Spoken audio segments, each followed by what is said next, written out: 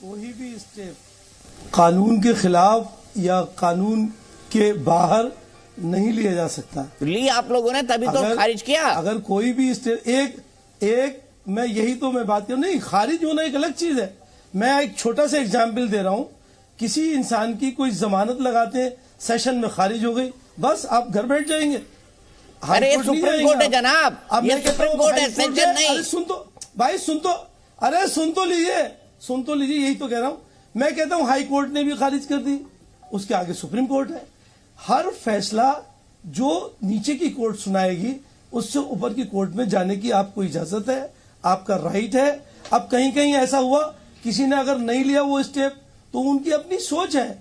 बाबरी मस्जिद के वक्त पर भी ये स्टेप जो उसके आगे सुप्रीम कोर्ट ने फैसला दिया, हिंदुस्तान के सारे मुसलमानों ने मान लिया, एक स्टेप और उसके आगे बाकी था। अगर चाहते तो उसमें जा सकते थे, लेकिन उन्होंने ये तय किया कि भाई हम नहीं जाएंगे, तो बात ठीक है। अगर ये तय करते हैं कि हमें आगे स्टेप नहीं लेना तो बात दूसरी है। लेकिन हर कोर्ट के फैसले के बाद एक दूसरी कोर्ट, अब आप कहेंगे सुप्रीम कोर्ट ने भी खारिज कर दिया, तो ये एक अलग बात है। सुप्रीम कोर्ट ने खारिज कर दिया तो उसके आगे अगर कोई स्टेप है, किसी रिट में जाना है, क्यूरेटिव या कोई, तो वो बात एक अलग है। और नहीं जाना है तो ठीक है, उस फैसले को मान के फिर नीचे कोर्ट तो सर्वे हो जाए ना। सर्वे में क्या दिक्कत है? इसके लिए बार बार कोर्ट क्यों जाना?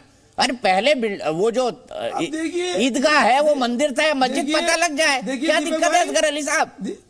दीपक भाई, नहीं दीपक भाई, ये एक बुनियादी बात है कि आप भी जानते हैं, हमें भी मालूम है, ये सब सियासी चीजें हैं।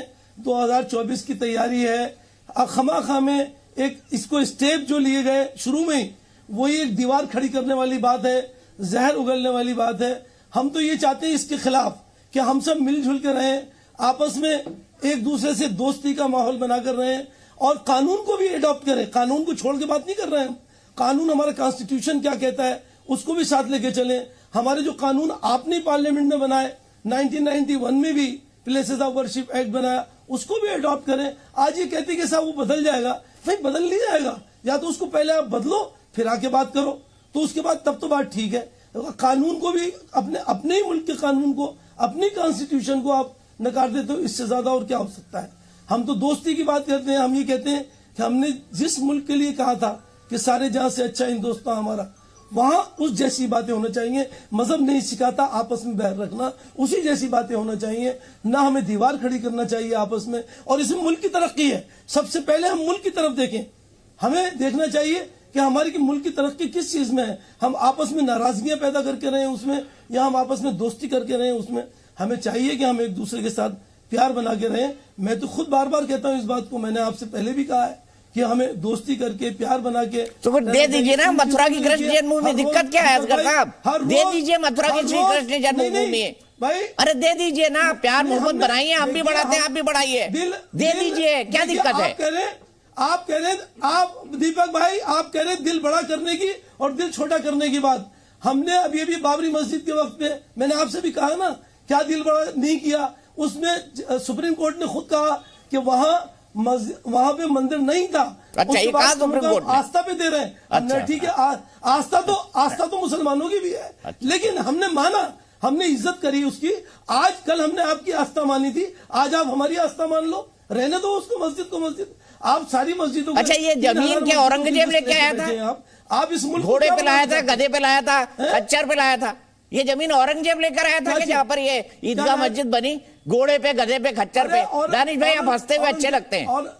नहीं, औरंगजेब की बात मत करो, जबरदस्त जवाब दूंगा मैं इसका। ये जमीन कौन लेके आया था मैं बताऊंगा आपको। तो आप दुआ मांगोगे कि हम औरंगजेब जैसे हो जाएं।